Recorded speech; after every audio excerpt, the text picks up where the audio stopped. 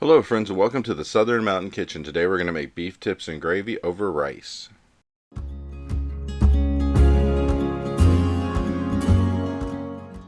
So what you see on my counter is what we're going to use to make this with the exception of the fact you are going to need rice to serve this over. But when you make this is such an amazing meal with such a great taste. It's so easy to make, but really tastes wonderful.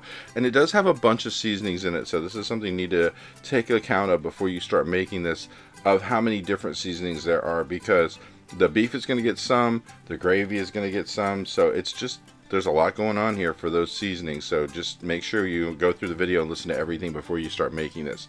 So we're going to take our beef and we're going to slice it into little pieces so that way we can cook them up to make the beef tips. Now as you're doing this, like with my beef, I pulled it out of the freezer. It was still a little stiff, so it was easier to cut.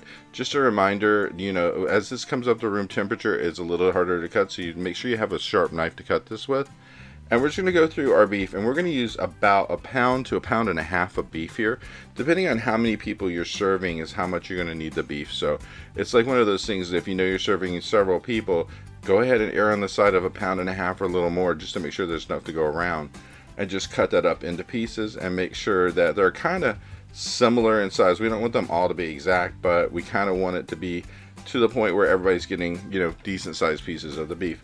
And we're going to drizzle some olive oil over top of this, because we're going to use this to combine all of the seasonings onto the beef itself.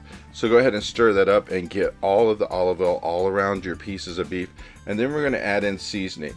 So what we're adding first is a half teaspoon of salt, a half teaspoon of pepper, and a half teaspoon of onion powder.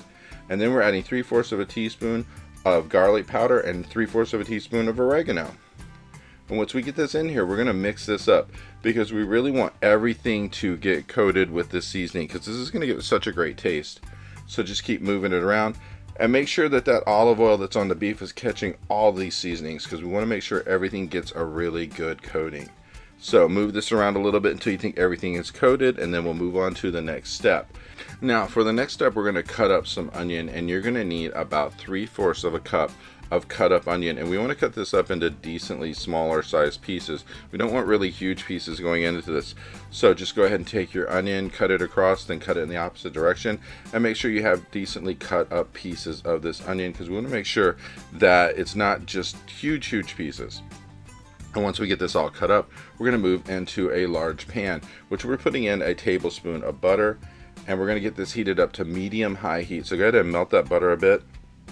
And once we get this completely done, we're going to go ahead and add our onions to this. So move this around, get it melted as much as you can, and then we will move on to adding in the onions. Now, once your onions are coming into your pan, we want that temperature to be kind of up there. So medium-high heat. Get them in there, get them coated with that butter. That's going to help them to cook.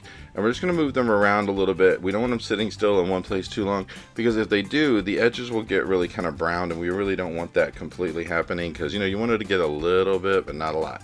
So we're trying to go for a little bit of a translucency here, which means we're going to cook these for about 4 or so minutes before we do something else, because they're going to continue to cook, because at this point we're going to add in anywhere from 2 to 3 tablespoons of minced garlic to this. And the garlic, you do not want to cook for more than a minute, because 30 seconds is really good. Up to a minute is fine, but once this stuff starts getting really fragrant, it's going to start to scorch, and it's not going to taste really good. It'll get this really kind of burnt taste to it. So we want to just cook this in, and then once we're done with this, we're going to remove it from the pan. So once you get to that minute marker, you know you're about ready to do this, because we want to take this out before we add anything to the pan to cook next. And the next thing we're going to use is the beef. So once it's cooked, we're going to remove it to a plate, set it to the side where it's safe, and then we're going to come in with our beef that's ready to come into this. And the good thing about letting your beef set for a few minutes, you know, it's had time for that seasoning to kind of soak into it. So go ahead and get all of your onions and garlic out, or as many as you can get out.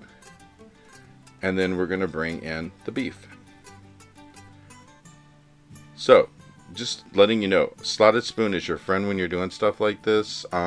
If you have anything that's in your pan, like a lot of butter or whatever, and you're trying to get out just the onions and the garlic, that's the way to do it, because whatever liquid is going to go straight through those slots. So once your beef is in here, we want to flatten this out across the bottom and make like a layer, because We have this temperature up on medium-high heat. We want to sear the bottom of the beef and let it cook that way. And it's going to get kind of like a brownish kind of cooked crispiness to it. And that's what we're trying to go for. And we're going to let it cook for, you know, a few minutes and check it. And once it gets to the point where the bottom looks like it's turning golden and seared, we're going to flip it and cook the other side.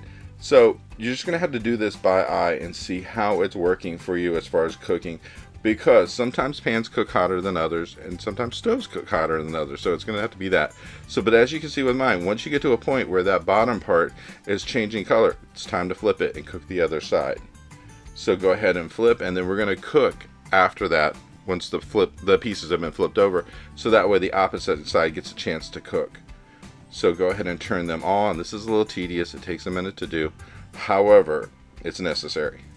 So go ahead and make sure you get all of them flipped over, give them a couple minutes to cook, and then after that we're going to literally remove these from the pan as well. So go ahead and keep an eye on these as they are cooking.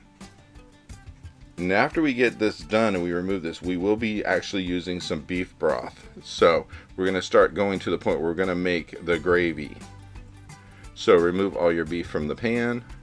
And there's going to be drippings left in here, and you're going to need that because we're going to use that to mix with beef broth to start the whole process of making this gravy. So once you have it like this, you have a lot of stuff there, and you might even have some stuff stuck to your pan. So what we're going to do is add a half a cup of beef broth to this to deglaze the pan. Mine didn't really stick because it's non-stick. However, we're going to start it out that way because in case yours did, you do want to get that off of there. And then once you get it all broken up, we're going to add another 2 cups of beef broth to this.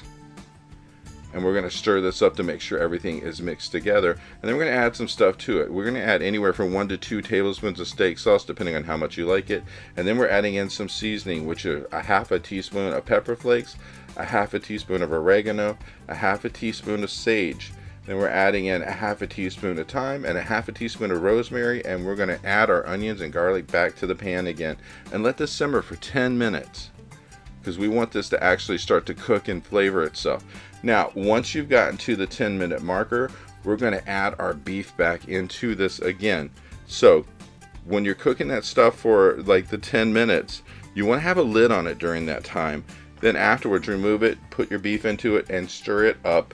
And we're going to let this cook for about an hour. So, you know, get it all in there, get it all mixed up, and then give it its hour cook time. You can turn it down to about medium heat and just let it do its deal for that whole hour that it's cooking. And while it's doing that, we're going to move on and make some rice because you're going to need rice for this. Now, depending on how much rice you want to cook, you know, you could fix like a whole cup of uncooked rice with a couple cups of water and everything. And you're going to do this per instructions on your packaging, and that can cook while this is finishing up. So when we get to the end of this, we're going to go in, take the lid off of where we had this simmering, and take about a cup of the broth out of our original pan, put it into a cup, and we're going to add 1/4 of a cup of cornstarch to it because we're going to mix this up, and this is going to be a thickening agent, and this will help thicken up the broth into a gravy. So you want to go ahead and mix this up in a separate container and then pour it back in and mix it throughout the whole thing because we want to make sure that this gets completely mixed up before it goes into it. And once you're there, pour this in, mix it up, distribute it through all of the beef and everything, and you're going to let this cook for anywhere from 5 to 10 more minutes just so that way it'll really thicken up because once you get the cornstarch in there, that is just going to totally take it to a new level and it's going to be ready for you almost to serve at that point. So like I said, 5 to 10 minutes. And then once it's done, you're going to put some rice onto your plate and then you're going to bring in this beef and this gravy and spoon it over top of it. And you are ready to eat because this is just amazing at this point. This has such an amazing taste to it. If you love beef, this is something you really want to try because it just has so much going on with the rice, the beef, the gravy, and everything. And all that seasoning that went in there, it just gives it a kick of flavor that you just can't believe. And what's best is, really, it's not a hard thing to make. It's just a little time consuming. But once you get the hang of doing this, this is something you might want to have several times just to eat like over a month or whatever. I hope you liked this video, and if you did, please like and subscribe. And if you get a chance, check out the Southern Mountain Kitchen website, where you can get a free recipe, check out the cookbooks available from the Southern Mountain Kitchen, and if you'd like to, you could order a cookbook at a discounted price, cheaper than Amazon, with shipping that is also cheaper than Amazon. So if you get a chance, check it out, and I hope you have a great day.